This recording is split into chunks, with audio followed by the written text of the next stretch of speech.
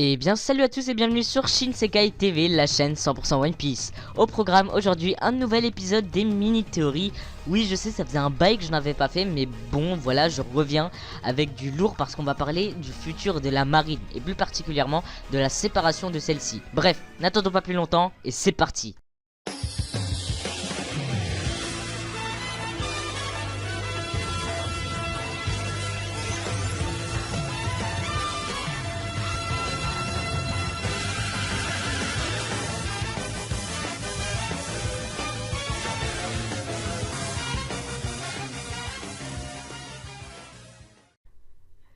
Tout d'abord, je tiens rapidement à faire une petite parenthèse au niveau du concept des mini-théories pour les nouveaux arrivants sur la chaîne.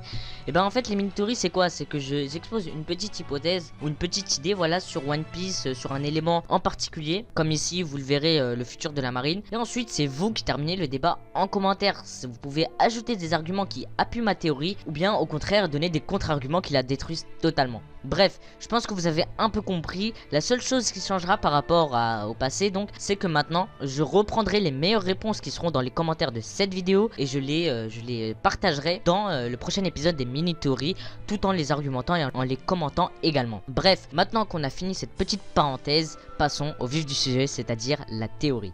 Je pense que la marine actuelle ne fera pas long feu. Je m'explique. Il y a d'une part déjà des tensions au sein même de la marine entre Akainu et Fujitora, ce qui est une mauvaise chose en soi, car la marine est par conséquent divisée et je pense que ça ira plus loin que ça, parce que ça ne restera pas sur une petite division mais bien une séparation de la marine. D'un côté, donc on aurait la marine dirigée par Akainu, donc qui est l'actuel amiral en chef.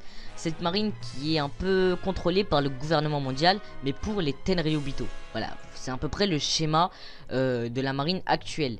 Et d'une autre part, on aurait la marine dirigée par Fujitora. Oui, vous avez bien entendu, Fujitora. Et qui suivrait Fujitora pour la création de cette nouvelle marine? Et bah ceux qui ont une justice similaire à la sienne. Je parle ici de Smoker, de Kobe, de Hermep, Kuina, etc. Hein. Il y en a bien d'autres. Et par exemple les subalternes, donc les sous-fifres entre guillemets de Fujitora qui étaient avec lui à Dressrosa. On voit bien qu'ils sont fidèles à leur chef, et donc ils ont l'air d'avoir une justice propre également. Et donc cette justice, elle sera faite pour quoi? Voilà, elle sera faite pour le peuple et donc contre les instances telles que celle de Doflamingo, etc. Donc ils libéreront des pays entre guillemets, hein. Ils vont pas faire que ça, ils vont faire le devoir de la vraie marine, également entre guillemets le vrai devoir de la marine, c'est-à-dire arrêter les pirates, arrêter voilà les criminels, mettre un peu d'ordre dans le monde. Mais ce qui serait intéressant à voir, c'est qu'on pourra voir ici Smoker en tant qu'amiral d'ici peu, parce que franchement Smoker il est quand même assez puissant et avec un peu d'entraînement et une exploitation améliorée, voilà, de son fruit du démon, il peut devenir amiral selon moi. Et pourquoi pas dans quelques années, enfin quelques années, peut-être quelques mois dans One Piece bien sûr, et bien avoir Kobe en amiral également. Enfin déjà vice-amiral, ce serait pas mal, même si je pense qu'il n'y aura pas les mêmes grades, hein, et qu'il n'y aura probablement pas de grade. Il y aurait un chef et des sous-fifres. Les sous-fifres qui seront plus ou moins tous égaux au niveau du rang, mais pas au niveau donc de la puissance, ça c'est sûr. En bref, voilà, on aurait une sorte de marine clandestine qui protégerait les habitants tout en jouant le rôle de la entre guillemets vraie marine. Et ce serait intéressant de voir une petite chose, c'est que le gouvernement mondial considérerait cette marine comme des criminels, et donc ils seraient recherchés pour leur activité qui ne serait pas propre à leurs convictions. Donc je parle du gouvernement mondial cette fois-ci. Je pense que vous avez un peu compris ce que je voulais dire.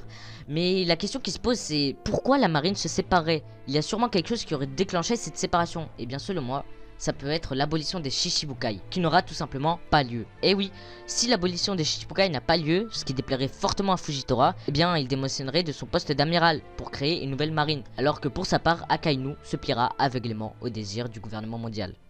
Voilà, cette vidéo est maintenant terminée, j'espère qu'elle vous aura plu. Si c'est le cas, n'hésitez pas à liker, ça me ferait super plaisir. Et bien évidemment, n'hésitez pas à vous abonner pour ne louper aucune de mes prochaines vidéos. Et si vous avez plus de questions, retrouvez-moi sur les réseaux sociaux.